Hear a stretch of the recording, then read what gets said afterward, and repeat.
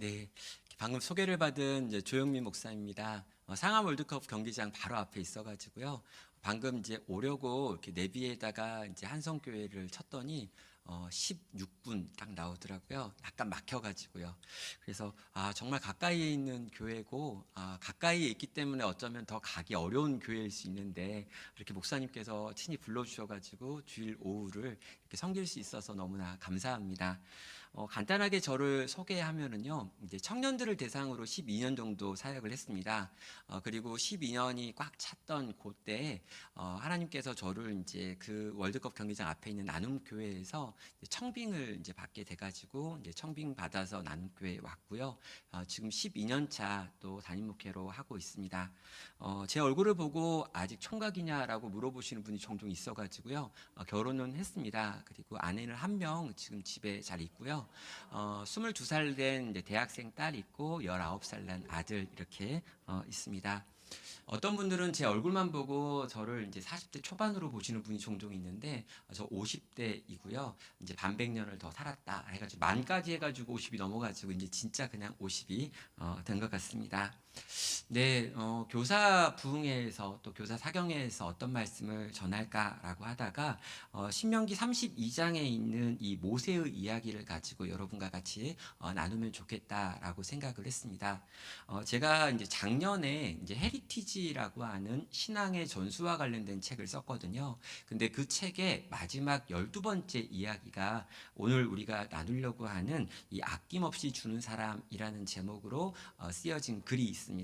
그래서 그 책에 있는 전체 내용을 마무리하는 마지막 이야기를 우리 교사분들과 함께 나누면 좋겠다라는 생각을 했습니다. 2023년이었습니다. 실천신학대학원에 계시는 우리 조성돈 교수님께서 한국교회 주일학교 실태에 대해서 조사를 하셔가지고 발표를 한 적이 있습니다. 2023년에 나온 조사 결과인데요. 48%의 교회에는 주일학교가 없다라고 하고 78%의 교회에는 미취학부가 없다라고 하는 통계 결과가 나왔습니다. 그러니까 78%, 그러니까 10개 교회 중에 8개 교회에는 영아 유치라고 하는 그 아기들이 존재하지 않는다라고 하는 내용이었죠. 이 퍼센테이지를 가지고 그대로 7년이 지나서 2030년이 되면 어떻게 되느냐라고 하면은요, 전체 교회 중에 90%의 교회에는 주일학교가 없다라고 하는 것으로 이어진다라고 발표를 하셔가지고 굉장히 많은 이제 충격을 줬습니다. 여러분, 10개 교회 중에 9개 교회는 주일학교가 없어진다고 합니다. 그것도 얼마 남았냐고요? 이제 채 5년밖에 남지 않았습니다. 5년 후에 10개 중에 9개 교회에서 주일학교가 없어진다라고 하는 말은 다시 말하면 그 아이들의 부모도 그 교회에 없다를 의미합니다. 그러니까 10개 중에 9개 교회는 60대 이상의 교회만 성도들만 남아있는 50대 중후반부터 해가지고 그 이상의 사람들만 남아있는 노령화된 교회가 될 것이고 한 개 교회 정도 10개 중에 한 개 교회 정도만 주일학교도 있고 그 부모 세대라고 하는 젊은 부부들도 있는 그런 교회가 될 거다라고 예견을 했다는 거죠. 그게 지금 5년밖에 채 남아있지 않다고 합니다. 그런 데이터를 듣고 또 보면서 생각했습니다. 정말 다음 세대에게 신앙을 전수하는 문제가 지금 시급한 문제구나. 지금 이 문제에 대한 답을 고민하지 않는다면 큰일이 나겠구나라는 생각을 했었던 거죠. 그리고 그 책을 다 썼고요. 그런 다음에 그 책의 마지막 이야기를 좀 여운이 남기는 이야기로 낙엽과 관련된 이야기로 한번 만들어 봤습니다. 가을이 되면 화렵수에 나뭇잎이 떨어지기 시작합니다. 우리는 그렇게 떨어지는 나뭇잎을 낙엽이라고 부르죠. 낙엽은 대부분 쓰레기 취급을 받습니다. 하지만 낙엽은 화렵수의 생존에 절대적으로 필요합니다. 화렵수는 기본적으로 잎의 수분을 많이 가지고 있습니다. 그런 상태로 날씨가 추워지면 잎의 수분이 얼게 됩니다. 그 결과 화렵수 전체가 얼어 죽는 거죠. 한 해를 나무와 함께 했던 나뭇잎은 자신이 이 나무에 붙어 있으면 나무가 겨울을 날 수 없다는 걸 알고 있습니다. 그래서 겨울이 오기 전에 스스로 물과 영양분을 끊고 조금 지나면 색이 바래지고 마르고 결국 나무에서 떨어집니다. 자신은 나무에서 분리되어 죽게 되지만 나무의 가지와 줄기를 살리는 것입니다. 그 결과 나무는 겨울을 견딜 수 있고 봄이 되면 새 잎을 내는 거죠.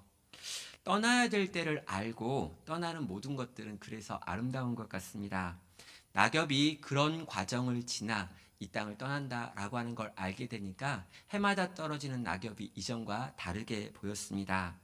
미래 세대의 풍성함을 위해서 현재 내가 누릴 수 있는 것들임에도 불구하고 내어주는 선택을 하는 것, 이게 낙엽에게 제가 배운 겁니다. 오늘 이 자리에 계신 우리 성도님들 또 우리 교사분들에게 과연 우리가 미래 세대를 위해서 어떤 마음을 품어야 될지 한번 이 말씀을 가지고 나눠보도록 하겠습니다. 오늘 본문의 말씀을 나누기 전에요, 이 문맥에 해당하는 신명기 전체가 어떤 목적으로 쓰여졌는지를 정리할 필요가 있습니다. 자, 여기 보면은요, 모세가 이스라엘 백성들, 특별히 출애굽 2세대가 가나안 땅에 들어가기 전에 모압 평지에 다 모은 다음에 율법을 다시 들려주는 내용이 신명기의 내용입니다. 분명히 출애굽기를 통해 가지고 하나님의 율법이 시내산에서 주어졌습니다. 그리고 출애굽 1세대가 그 율법의 내용을 들었죠. 그런데 40년이 지나면서 출애굽 1세대가 다 죽었습니다. 그리고 남겨져 있는 사람들은 출애굽 2세대인 거죠. 그러니까 시내산에서 이 율법을 다 제대로 듣지 못했던 세대가 이제 가나안 땅에 들어가야 되니까요. 가나안 땅에 들어가기 전에 마지막으로 모세가 이 율법을 다시 전한다라고 하는 의미에서 신명기, 새로운 명령이 주어지는 책이다라고 하는 배경을 가지고 있습니다. 자, 그래서 오늘 이 32장까지 내용을 보면은요, 모세가 하나님의 율법을 이 백성들에게 다시 차근차근 증거하고 있는 내용들이 나오고 있습니다. 그리고 오늘 본문을 통해서 이 율법을 너희의 마음에 새겨야 한다라고 이야기하고요, 너희 다음 세대에게 가르쳐 지키게 해야 한다라고 하는 이야기가 나옵니다. 그리고 하나님께서는 모세를 향해서 너는 이제 이 땅에 들어갈 수 없고 홀로 느보산 위에 올라가서 거기서 죽고 사라져야 한다라고 하는 내용으로 이어지지요. 자, 하나님께서 너에게 가나안 땅에 들어가지 못하는 이유도 가르쳐 주고요, 모세는 내가 가나안 땅에 들어가지 못하는 이유를 남기는 것으로 이제 신명기의 이야기들이 마무리됩니다. 도대체 이 이야기가 오늘 우리에게 어떤 의미가 있는지, 또 교사에게 어떤 마음을 들게 만드는지를 한번 정리해 보겠습니다. 자, 첫 번째로 정리해야 될 것은요, 모세가 하고 있는 이 마지막 명령입니다. 너는 율법을 마음에 새기고 자녀들에게 이것들을 전수하라라고 하는 게 이 백성들을 향한 마지막 모세의 명령이었죠. 46절은 말합니다. 그들에게 이르되 내가 오늘 너희에게 증언한 모든 말을 너희의 마음에 두고 너희의 자녀에게 명령하여 이 율법의 모든 말씀을 지켜 행하게 하라라고 명령합니다. 내가 이제까지 율법을 다 가르쳐주지 않았니? 이렇게 길게 가르쳐주지 않았니? 너희 모두를 모압 평지에 모아놓고 이렇게 열심히 이 시내산에서 받았던 말씀을 다시 정리해가 너희가 이렇게 알려주지 않았느냐라고 말하는 거죠. 그런 다음에 이 말씀을 너희의 머리에다가 기록해 놓는 것을 넘어서 너희의 가슴에 새겨라, 마음에 새겨라, 너희의 혼에 기록하여 놓아라라고 도전하고 있습니다. 그리고 이것을 너희 자녀들에게도 전수해야 한다라고 말씀하는 거죠. 자, 여러분, 우리는요, 이 말씀이 과연 뭘까? 하나님의 말씀을 내 영혼에 새긴다라고 하는 게 어떤 의미인가라고 물어볼 수밖에 없습니다. 하나님의 말씀을 배우는 거 가능하지요. 그리고 그걸 기억하고 외우고 공부하는 거 가능합니다. 그런데 내 마음에 새기라라고 하는 건 도대체 어떤 말일까요? 그리고 마음에 새겨야지만 너의 다음 세대에게 이 율법이 전달되어지고 가르쳐질 수 있다라고 말씀하시는데 과연 이게 뭔가라고 물어봐야 되는 겁니다. 자, 여러분, 찬송가 199장을 보면요, 나의 사랑하는 책이라고 하는 아주 유명한 찬송가가 있습니다. 그리고 이 찬송의 가사를 찬찬히 읽어보면요, 아마도 자식이 그 엄마가 성경을 읽었던 모습을 떠올리면서 그래서 나는 이 책을 사랑합니다 라고 하는 고백을 하는 것으로 이 책은 구성되어 있죠. 그래서 아이가 이제 기억을 떠올립니다. 그때 엄마 품에서, 엄마 무릎에서 들었던 하나님의 말씀. 그런데 그 내용을 좀 보면은요, 엄마가 제대로 성경 공부를 하신 분이 아니었던 것 같습니다. 왜냐하면 엘리야 이야기를 하다가 불병거를 타고 올라갔다라고 이야기를 하거든요. 근데 실제로 엘리야는 회리바람을 타고 올라갔지 불병거를 탄 적이 없습니다. 불병거는 엘리사 이야기죠. 그러니까 엄마가 애한테 뭘 이야기해 줬는데 애가 잘못 이해했든 아니면 엄마가 잘못 가르쳤건 뭔가 잘못 가르친 거예요. 그리고 다니엘을 이야기하다가 다니엘의 용기와 그럽니다. 여러분 혹시 다윗의 용기 아니었을까요? 다니엘이 용기를 어디서 보였을까라고 생각해 보면 다니엘의 지혜와라고 이야기할 걸 다니엘의 용기라고 혹시 잘못 가르쳐 준 건 아닐까라는 생각이 듭니다. 다시 말해서 이 엄마는 그렇게 똑똑하신 분은 아니었던 것 같아요. 잘 배웠거나 잘 가르치는 분은 아니었을 수도 있습니다. 그런데 아들이 뭘 기억하고 있을까요? 엄마가 이 성경에 있는 예수님 이야기 읽으며 눈물 많이 흘리신 것 내가 기억합니다 라고 하죠. 그러니까 엄마가 성경을 읽을 때 얼마나 진지하게 읽고 성경에 있는 예수님 이야기를 아이에게 들려주면서 엄마가 펑펑 울고 계시는 걸 이 아이는 본 겁니다. 그리고 내가 지금 엄마는 없지만 엄마가 남겨주신 성경을 볼 때 그 어머니의 모습이 떠오르기 때문에 이 성경 내가 심히 사랑합니다 라고 하는 고백을 계속하여 하고 있는 거죠. 여러분 하나님의 말씀을 정확하게 알고 있지는 못했을 수 있습니다. 그러나 이 말씀을 너무너무 사랑했습니다. 이 말씀에 있는 진리에 사로잡혀 있었습니다. 이 말씀에 등장하는 예수님을 너무너무 사랑했습니다. 그리고 아이는 이 엄마가 성경을 보이는 그 태도, 그리고 그 성경의 내용 앞에 보이는 반응을 보면서 엄마가 사랑했던 이 성경을 나도 사랑하기로 결단하고 있는 거죠. 사랑하는 여러분, 하나님의 말씀을 내 마음에 새긴다라고 하는 건요, 말씀을 보고 읽고 깨닫고 이걸 내 마음에 가지고 오고 함께 기뻐하고 함께 즐거워하고 감격하고 울고 웃고 춤추는 이 모든 거가 우리 안에 있어야 한다는 걸 의미합니다. 여기 계신 우리 교사분들에게 부탁드립니다. 공과 공부 시간은 잘 공부해가지고 가르치는 시간이 아닙니다. 이 말씀 속에 내가 경험하고 이 말씀을 내가 누리고 이 말씀으로 인하여 내가 기뻐하고 또 내가 감격하고 있는 그걸 우리 아이들이 이해할 수 있는 방식으로 나누는 시간이 우리가 하고 있는 공과 공부 시간인 거죠. 이해하지 못한 것 같아 보일 수도 있습니다. 이러이러한 내용이 잘 설명이 안 된 것 같다라고 느껴질 수 있습니다. 그러나 여러분, 그 내용들이 기억나는 게 아니라 그 내용을 증거하는 선생님들의 얼굴이 떠오르는 겁니다. 그 어조가 떠오르는 겁니다. 그 눈물이 떠오르는 거고요. 그 웃음이 떠오르는 거죠. 그래서 이 성경 나도 심히 사랑합니다 라는 고백을 하게 되는 겁니다. 사랑하는 여러분, 정말 내가 사랑하기 때문에, 정말 내가 좋아하기 때문에, 정말 내가 아끼기 때문에 이것을 내 사랑하는 이들에게 나눠주고 싶은 거죠. 그래서 내 심장에 새겨져 있는 하나님의 율법을 너희 다음 세대들에게, 너희 자녀들에게 가르쳐 지키게 하라라고 하는 말로 반드시 연결되는 것입니다. 사랑하는 성도 여러분, 또 교사 여러분, 우리에게 주신 놀라운 하나님의 말씀을 우리 다음 세대들에게 가르치고 전하고 나누는, 그래서 그대로 행할 수 있게 만드는 이 귀하고 복된 일에 계속해서 힘쓰기를 주의 이름으로 축원합니다. 자, 그렇게 모세에게 주어진 사명이 끝났습니다. 율법을 다 가르쳤고 그걸 후손들에게 남기라라고 하는 명령까지 내린 거죠. 자, 그런 다음에 하나님께서 모세에게 말씀하십니다.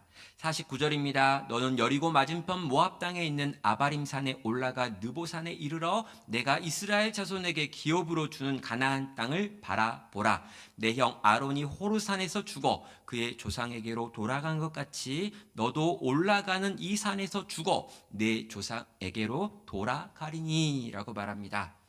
자, 모세가 율법을 다 전했습니다. 그리고 이 율법을 너희 가슴에 새겨야 한다라고 말하고 이 율법을 다음 세대들에게 전수하라고까지 명령을 했지요.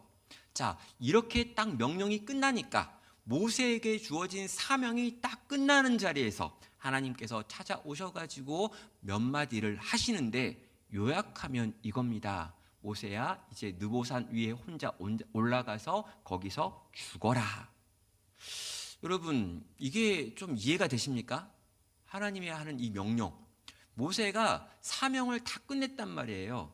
일을 다 했습니다. 그런 다음에 갑자기 하나님이 등장하셔서 이제 죽을 때가 됐다. 죽어. 혼자서. 자, 여러분, 굉장히 좀 슬프죠.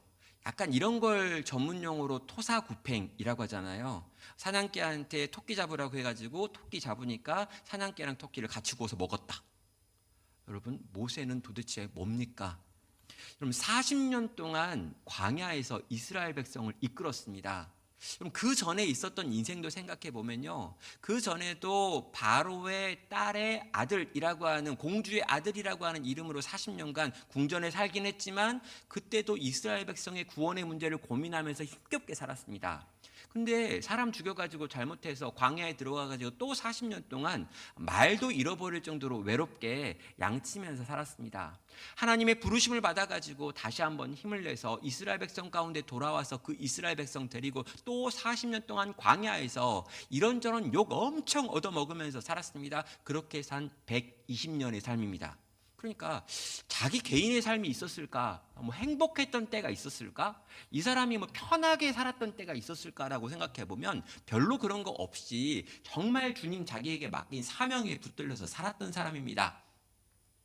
그런데 이 사명이 끝났다고 하나님이 곧바로 찾아와 가지고 이제 때가 됐으니 죽자, 가자라고 하시면 여러분 좀 뭔가 서운하지 않을까라는 생각이 드는 거죠. 자, 하나님이 이렇게 말씀하셨던 이유에 대해서는 나중에 살펴보겠습니다. 그런데요, 하나님이 이렇게 말씀하셨을 때 이 모세의 태도가 되게 신기합니다. 한마디도 하나님의 말에 토달지 않습니다.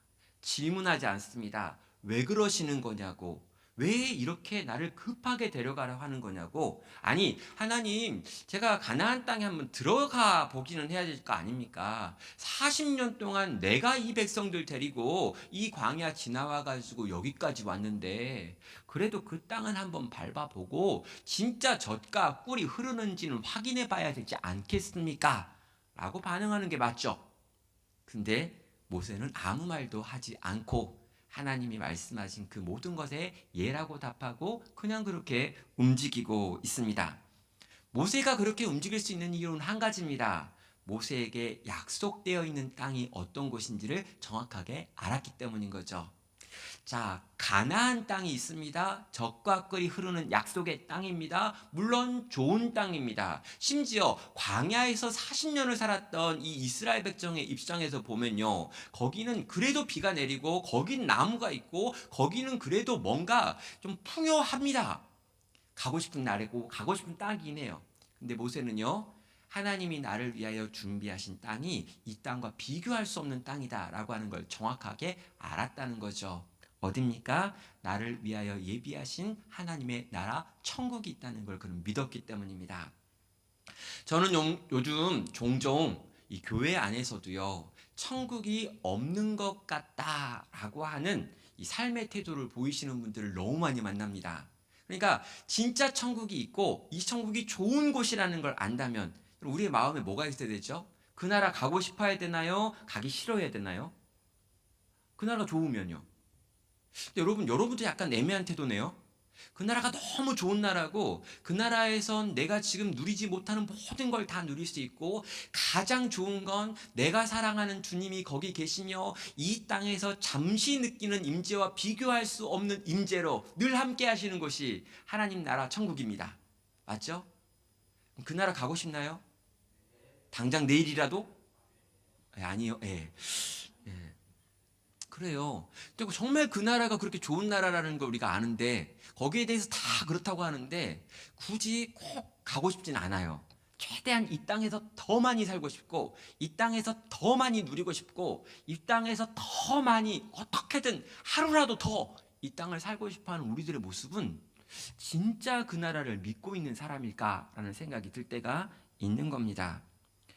여러분 계시록 21장 3절은 말합니다. 내가 들으니 보좌에서 큰 음성이 나서 이르되 보라 하나님의 장막이 사람들과 함께 있음에 하나님이 그들과 함께 계시리니 그들은 하나님의 백성이 되고 하나님은 친히 그들과 함께 계셔서 모든 눈물을 그 눈에서 닦아주시니 다시는 사망이 없고 애통하는 것이나 곡하는 것이나 아픈 것이 다시 있지 아니하리니 처음 것들이 다 지나갔음이러라.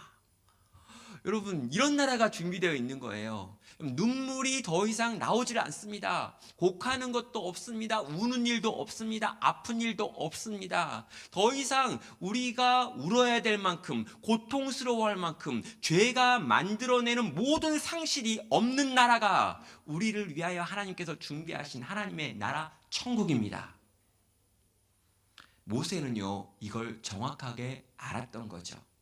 그래서 지금 내 앞에 펼쳐져 있는 저 빛나 보이는 가나안보다 훨씬 더 찬란한 나라를 약속하면서 이제 여기로 가자라고 말씀하신 주님 앞에 네 알겠습니다 감사합니다 라고 말하고 이 길을 걸어 혼자 갈 수 있었던 겁니다. 사랑하는 성도 여러분, 이 땅에 너무 미련이 많으면 그 땅을 소망할 수가 없습니다. 이 땅에서 우는 일이 없는 사람은 그 땅을 소망하지 않아요. 이 땅에서 아프지 않은 사람은 그 땅을 소망하지 않습니다. 이 땅에서 애통하는 일이 없는 사람은 그 땅에 정말 가기 싫어요. 그럼 여러분, 우리는 도대체 이 땅을 어떻게 살고 있습니까? 주님, 정말 우리 가운데 예비하신 아름다운 나라가 있다는 걸 믿고 그 나라가 가장 큰 소망이기 때문에 어느 때건 주님이 나를 부르시면 네 알겠습니다 감사합니다 이 땅에서의 시간 힘들었지만 재밌었습니다 땡큐 하나님 이제 갈게요 안녕 이렇게 하고 가는 거. 마치 소풍을 왔다가 엄마가 이제 들어올 시간 됐다 놀이터에서 놀고 있는데 밖에서 막 엄마 부르면서 밥 먹자 그래가지고 이 땅에서 열심히 땅 따먹기 하면서 막 그려놓은 거 있잖아요. 하루 종일 딱지치기 해가지고 얻은 거 다 버리고 그냥 집에 가는 것처럼 그렇게 갈 수 있는 영성이 모세의 영성이었고 우리가 붙들어야 될 영성이라는 거죠. 자, 이제 마지막 이야기인데요. 이제 51절입니다. 이는 너희가 신 광야 가데스 무리바 물가에서 이스라엘 자손 중에 내게 범죄하여 내 거룩함을 이스라엘 자손 중에 나타내지 아니한 까닭이다라고 하는 게 추가적으로 나오는 거죠. 모세가 가나안 땅에 들어가지 못하는 이유를 하나님께서 마지막에 또 모든 이스라엘 백성이 듣는 자리에서 말씀하셨다는 거예요. 이건 좀 기분이 나쁘네요. 아니 하나님이 더 좋은 나라를 준비하셨으니까 모세를 데리고 갈 수 있어요. 그런데 모세를 데리고 가면서 모두가 듣는 자리에서 모세가 왜 가나안 땅에 들어가지 못하는지를 설명까지 하고 계십니다. 가데스 무리바 물가에서 이스라엘 자손 중에 내게 범죄하였다라고 말하는 거죠. 도대체 이게 무슨 말입니까? 자, 가데스 무리바라고 하는 지역이 있습니다. 이건 초반에 일어난 사건이 아니라 이제 38년 정도 지난 사건이에요. 그러니까 출애굽한 이스라엘 백성이 이제 다 가나안 땅에 와가지고 가나안 땅에 들어가기 직전입니다. 이때도 이스라엘 백성에게 물이 없어가지고 물을 달라라고 사람들이 막 시위를 했어요. 근데 그때 모세가 뭘 했냐면요, 거기에 있는 반석을 보고 지팡이를 때립니다. 그래가지고 거의 물이 쏟아져가지고 그 물로 모두가 먹게 되죠. 그런데 문제가 있었습니다. 이 모든 물을 이스라엘 백성이 먹고 있는 장면에서 모세가 이 영광을 하나님께 돌리지 않고 마치 그냥 내가 한 것처럼 그냥 지나가 버렸다는 거예요. 이게 나중에 문제가 돼서 민수기 20장에 보면 이것으로 인하여 내가 너에게 이러하겠다라고 하는 내용들이 나오고 있습니다. 자, 그래요. 하나님의 영광을 가로챈 것 같다라고 하는 것은 굉장히 큰 죄 같기도 합니다.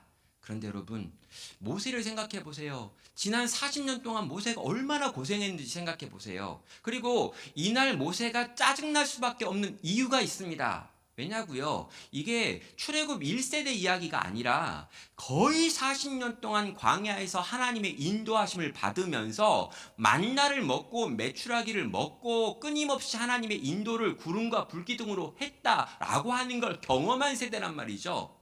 물이 좀 없으면 조금 기다리면 하나님이 주시겠지라고 반응해야 마땅한 사람들인데, 요때 또 짜증내고 또 화내고 또 원망하는 걸 들으니까 모세도 짜증이 난 것 같아요. 그래서 지팡이를 딱 때리고 물 쏟아지니까 그냥 지나간 거죠. 에이씨, 맨날 또 하나님께 영광 돌리는데 오늘 하루 안 올리면 어때? 근데 딱 걸렸습니다. 요거 걸어놓고 하나님이 넌 안 돼 라고 말씀하시죠. 자, 여러분, 하나님이 왜 이토록 이 모세의 죄에 대해서 언급을 하시는가 라고 하는 게 궁금하기는 해요. 그런데 하나님께 물어봐도 대답이 없네요. 그럼 넘어가죠. 근데 여러분, 하나님이 왜 이걸 했는지는 모르겠는데요. 우리가 생각하는 또 다른 질문은 뭐냐면, 모세가 이 이야기를 굳이 신명기에 기록하여 남긴 부분입니다. 자기가 기록 안 하면 되잖아요.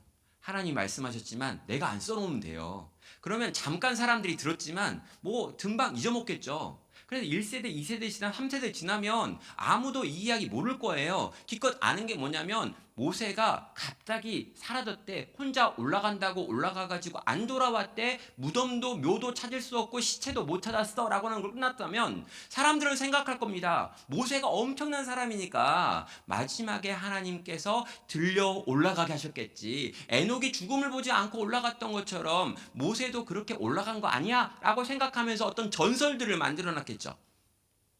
그런데 모세는 내가 왜 그렇게 사라지는지를 하나하나 아주 정확하게 하나님이 가르쳐 준 방식 그대로 지금 적어 놓았다는 겁니다. 왜 그는 이걸 적어 놓았던 걸까요? 모세가 이걸 적은 이유는 한 가지입니다. 바로 나의 죽음마저도 이스라엘 백성들로 하여금 율법을 반드시 지켜야 된다. 율법은 살고 죽는 문제다. 율법을 지키는 건 너무 중요한 문제야. 라고 하는 것을 위한 교보제로 사용하고 싶었기 때문입니다. 내가 그때 이 율법을 하나 어겼어. 근데 이 율법을 어긴 걸 하나님이 기억하셨다가 마지막에 나로 하여금 가나안 땅에 들어가지 못하게 벌을 주셨어. 얘들아, 나를 하나님이 그렇게 하셨다면 모세인 나를 하나님께서 그렇게 율법을 어기는 것과 관련하여 가지고 혼내시고 징계하신다면 하물며 너희에게 어떻게 하겠니? 진짜 율법을 지켜야 돼. 끝까지 그 율법 붙들고 살아야 돼. 율법이 너희에게 요구하는 걸 지키려고 애쓰고 노력해야 돼. 라고 하는 걸 보여주기 위한 교보제로 자기의 인생을, 그리고 자기의 인생의 마지막을, 가장 부끄럽고 수치스러운 이야기를 이 성경이라고 하는 그들의 책 안에 남겨서 대대손손 이걸 읽게 만들므로 율법이 얼마나 중요한지, 하나님의 말씀을 지켜 행하는 것이 얼마나 귀한 일인지를 가르치고 있는 겁니다. 사랑하는 여러분, 모세는 자기의 시간이 끝났다는 걸 알고 있습니다. 그리고 자기의 끝나는 이 마지막 시간에 일어나는 일조차도 이스라엘 백성으로 하여금 하나님의 말씀의 법대로 살게 만드는 도구로 쓰고 싶었다는 거죠. 왜요? 그들을 사랑했기 때문입니다. 여러분, 이스라엘 백성들을 너무너무 사랑했습니다. 이 백성을 너무너무 사랑해서 자기의 죽음, 자기의 수치, 자기의 부끄러움마저도 이들을 위한 도구로 쓰고 싶었던 게 모세의 마음이라는 거죠. 예수님도 비슷합니다. 예수님도 사랑을 이렇게 이야기하죠. 요한복음 12장 24절입니다. 내가 진실로 진실로 너희에게 이르노니 한 알의 밀이 땅에 떨어져 죽지 아니하면 한 알 그대로 있고 죽으면 많은 열매를 맺느니라. 제가 보니까요, 생명은 생명을 먹고 자랍니다. 한 알의 밀이 땅에 떨어져 죽지 않은 자리에서 새로운 밀이 나는 일은 일어나지 않습니다. 예수님께서 우리를 위해서 썩어지는 밀알이 되어 주셨습니다. 주님의 희생으로 우리가 살아서 지금 이렇게 주님을 섬기는 자가 되었죠. 그런데 여러분, 우리의 다음 세대는 누구의 죽음이 필요한 걸까요? 그럼 예수님의 썩어짐으로 우리가 살았습니다. 그리고요, 우리 다음 세대는요, 우리의 썩어짐을 통해, 우리의 죽어짐을 통해 다시 생명을 얻게 된다는 거죠. 제가 나눔교회 12년 전에 부임을 했습니다. 근데 12년 전에 나눔교회는 은행에 차압이 들어가 있는 상황이었습니다. 교인들이 떠나고 있는 상황이었고, 교인들이 나눠져서 갈등을 일으키는 상황이었고, 부목사님이 15분 거리 떨어진 곳에 교회를 개척해가지고 성도들을 끌어가고 있는 상황이었습니다. 담임 목사 청빙을 했는데 오시겠다고 했던 분들이 2번이나 여러 가지 사정과 상황을 듣더니 오지 않기로 결정한 교회였습니다. 그래서 담임 목사가 8개월 동안 없었던 교회고요. 이러다 이 교회가 문을 닫겠구나라고 하는 생각 때문에 성도들이 이제 이 배에서 빨리 떠나야지, 옮겨 타야지라고 하고 있던 교회였습니다. 이 교회에 제가 어떻게 왔냐고요? 제가 분당우리교회에서 대학부 사역을 하고 있었습니다. 그런데 대학부 사역을 정말 잘하는, 훌륭하고 유능하고 능력 있는 목사였어요. 7명의 대학부가 3년 동안에 300명이 됐습니다. 이천수 목사님이 너무너무 사랑했고요. 조 목사를 통해 가지고 분립개척 교회를 만들겠다라고 하는 의견도 저에게 말씀하신 적이 있습니다. 그런데 그때 이 교회 장로님께서 찾아오신 거죠. 찾아오셔서 저를 붙들고 말씀을 하시는데 저는 그럴 줄 알았습니다. 우리 교회에 오면 이렇게 좋은 것들이 많이 있으니 오십시오 라고 할 줄요. 근데 그런 게 아니었습니다. 저를 붙들더니 막 우시는 거예요. 그러면서 울면서 뭐라 그러냐면, 우리는 성도 아닙니까? 우리는 교회 아닌가요? 왜 아무 목사도 안 오려고 합니까? 아니, 내가 그걸 어떻게 알아요? 근데 저를 붙들고 막 울면서, 우리도 복음 들어야 되지 않겠습니까? 우리도 교회 아닙니까? 우리는 성도 아닙니까? 왜 아무 목사도 안 옵니까? 근데 제가 그 말을 듣는데 제 마음 가운데 하나님이 이렇게 나를 부르시나 보다라는 생각이 들었습니다. 그래서 이 교회에 오기로 하고, 이찬수 목사님한테 대박 혼나고 또 혼나고, 아버지한테 혼나고, 아내한테 혼나고, 장모님한테 혼나고, 온통 혼났습니다. 근데 제가 그때 뭐라고 그랬냐면, 제 심장이 두근거린단 말입니다. 그래가지고 왔어요. 그리고 많이 후회했습니다. 그런 심장의 두근거림은 대부분 부정맥일 가능성이 크다라고 지금은 생각합니다. 그렇게 교회 부임해가지고요, 진짜 열심히 그 교회를 어떻게든 회복시키려고 애썼습니다. 제가 딱 부임했는데 청년들 다 와봐라 그랬습니다. 제가 청년부 사역사니까 청년들을 통해서 부흥하리라 그래가지고 청년들 다 모이라고 했습니다. 모였는데 3명이 왔어요. 근데 그 3명이 회장, 부회장, 총무였습니다. 그래서 임원단 말고 전부 오라 그랬더니 이 3명이 전부다라고 이야기했습니다. 네, 어린이들이 좀 있었으면 좋겠다라고 생각을 해가지고요, 영아 유치부를 봤더니 영아 유치부라고 하는 이 미취학 아이들이 딱 3명 있었습니다. 그리고 그 부모들도 조금 있으면 교회를 떠날 것 같은 분위기로, 아직 떠날 교회를 못 찾아가지고 지금 교회 찾고 있는 것 같은 분위기였죠. 교회가 진짜 엉망진창이었습니다. 그런 교회에서 정말 열심히 1년 정도 애쓰고 수고했습니다. 저희 아내도 교육부서 이제 전도사가 돼가지고 하고 막 열심히 막 해봤죠. 그리고 그 열심히 하던 것들이 조금 통해가지고 교회가 여러 가지 지표들이 달라지면서, 그 당시에 있었던 교회 중직이라고 불려지는 분들, 장로, 권사, 안수집사 분들이 이렇게 모여가지고 저의 위임이라고 하는 부분을 가지고 이제 회의가 열렸습니다. 그리고 그 회의에서 이렇게 모여가지고 이제 둘러 앉았는데 한 25분 정도가 이렇게 앉아가지고 같이 이야기를 나누면서, 이제 목사님을 우리 교회가 위임하기를 원합니다라고 하는 말씀을 하셨어요. 그때 제가 뭐라고 대답을 했냐고요? 이렇게 대답했습니다. 지금이 행복한 교회가 되기 원하신다면, 지금 우리가 편한 교회가 되기 원하신다면 제가 굳이 위임을 받지 않아도 괜찮을 것 같습니다. 주어진 시간 동안 열심히 해서 이 교회가 안정된 교회가 되도록 노력하겠습니다 라고 말했고요. 그런데 만약에 여기 계신 우리 재직분들이 결단을 해주신다면 저는 위임을 받도록 하겠습니다. 근데 그 결단의 내용은, 지금보다 10년 후가 훨씬 좋은 교회가 되기 원한다면, 지금보다 10년 후가 많이 행복한 교회, 정말 건강한 교회가 되기를 원하신다면 저를 위임시켜 주십시오.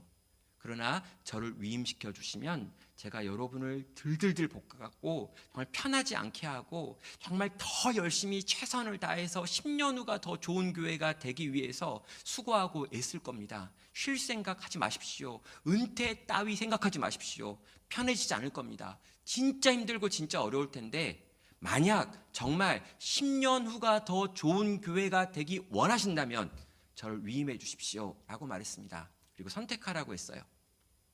근데 그 25분의 성도님들의 이렇게 이야기가 나오고 그런 다음에 마지막에 손들어 가지고 표현하라고 이야기했거든요. 근데 그 25분 전부가 10년 후가 더 좋은 교회를 만들어 달라라고 하셔가지고 제가 위임을 받았습니다. 그리고 이제 1년 전에 10년이 딱 된 거죠. 근데 그 10년이 된 그때가 언제였냐면 12월 셋째 주였습니다. 근데 12월 셋째 주에는 저희 교회 전통적으로 이제 세례를 주는 날, 유아 세례를 주는 날이에요. 저희 교회는 유아 세례를 5월 달에 한 번 주고 12월 25일 전에 한 번 주거든요. 근데 그 12월 25일 전주에 저희가 유아 세례를 주려고 이렇게 딱 이렇게 모여 있고 이제 아기들과 엄마 아빠들을 앞으로 나오라고 했습니다. 그때 유아 세례를 받는 아기가 10명이었고요. 그 아기들의 엄마 아빠가 오니까 20명이었습니다. 저희 교회 이제 굉장히 좁습니다. 그래서 여기에 이렇게 쫙 채웠는데 무대가 꽉 찰 만큼 젊은 엄마 아빠들과 아기들이 여기에 딱 선 거죠. 그리고 이제 이분들에게 묻고 유아 세례를 주려고 했습니다. 근데 문득 생각이 난 거예요. 10년 전에 이 자리에 모여가지고 지금보다 10년 후가 더 나은 교회를 만들어 주기 원합니다. 그리고 내가 편해지고 싶지 않고 더 열심히 해서 10년 후에 더 아름다운 교회 만드는 일에 우리가 쓰임 받겠습니다 라고 하셨던 분들이 눈앞에 몇 분이 보인 거죠. 그래서 문득 생각이 났습니다. 문득 기억났어요. 그때 우리가 어떤 이야기를 했는지. 그래서 그분들께 한번 전체 이 식순 중간에 갑자기 말씀을 드렸습니다.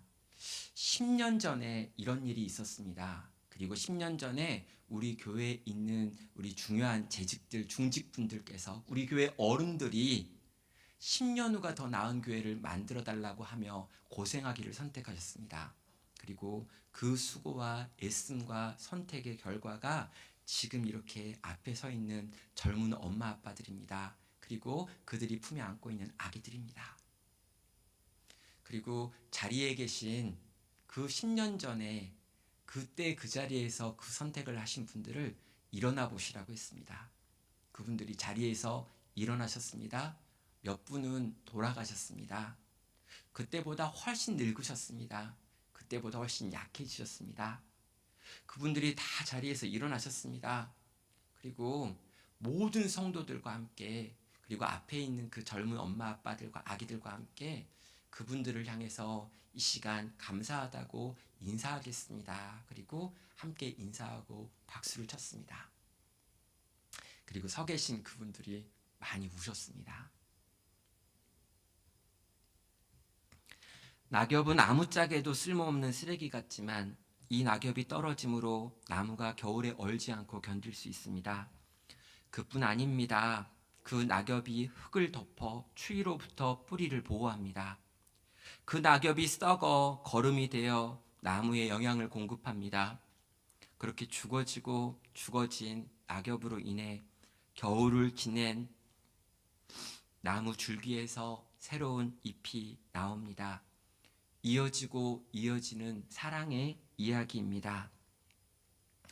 사랑하는 우리 성도 여러분, 또 우리 교사 여러분, 다음 세대를 어떻게 살릴 수 있냐고요? 우리 아이들이 어떻게 예수님을 믿을 수 있냐고요? 어떻게 해야 우리 교회 젊은 세대들이 많아지냐고요?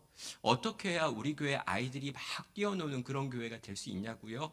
어떻게 해야 점점 더 사라져가고 있는 이 교회와 주일학교 속에서 여전히 우리 아이들이 뛰어노는 그런 교회를 만들 수 있냐고요?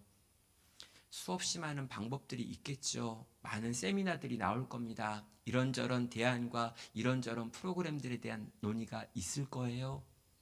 그러나 여러분, 정말 우리 다음 세대를 위하여 내가 썩어지리라, 내가 손해보리라, 내가 희생하리라, 내가 가지고 있고 누릴 수 있다고 생각했던 이 모든 것들을 우리 다음 세대를 위하여 기꺼이 나누리라 라고 결단하는 아름다운 어른들이 있어야 이 일이 가능합니다. 저희 교회에 영아부 아이들만 지금 20명이고요. 유치부 아이들도 20명입니다. 3명 있었던 미취학부가 지금 40명 모여 있습니다. 청년부 지금 청년 1, 2부 나눠가지고 수련했거든요. 3명 있었던 청년부가 지금 80명입니다. 네, 젊은 세대에 거의 없었던 교회입니다. 근데 우리 교회 지금 가장 많은 세대는 40대입니다. 하나님께서 그 10년 전에 10년 후가 더 나았으면 좋겠다라고 결단하신 그 교회의 어른들의 수고와 애씀과 눈물과 기도를 받으셔서 오늘 이렇게 아름다운 교회를 만들어 주셨습니다. 저는 이 이야기가 한송교회의 이야기가 되기를 축원합니다. 여기 계신 우리 교사분들과 여기 계신 우리 경건한 어른들이 아름다운 선택을 하심으로 이 생명의 이야기가 끊임없이 전해지고 이 생명의 이야기가 끊임없이 터져 나오는 그런 곳 되기를 주의 이름으로 축원합니다. 함께 같이 찬양하겠습니다.